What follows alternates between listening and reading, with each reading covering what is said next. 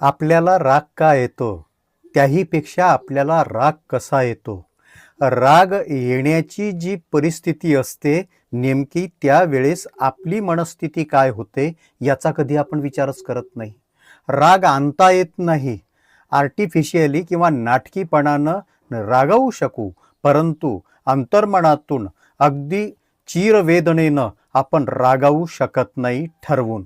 जर आपण ठरवलं तर रागावू शकत नाही. राग आपोआप येतो. ती परिस्थिती त्याला कारणीभूत असती, म्हणून आपण रागावतो आणि रागावल्यानंतर त्याचा पश्चातापही करतो की आपण विनाकारण असं रागावलो.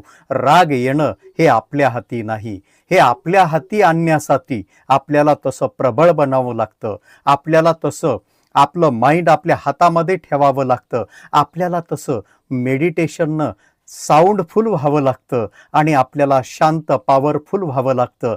तेव्हाच राग ही प्रक्रिया किंवा राग आपल्या हातामध्ये येतो, आपल्या काबूमध्ये येतो आणि आपण रागावणं ही संकल्पनाच मुळात आपल्या स्वभावातून नाहीशी होते आणि आपण शांत होऊन जातो.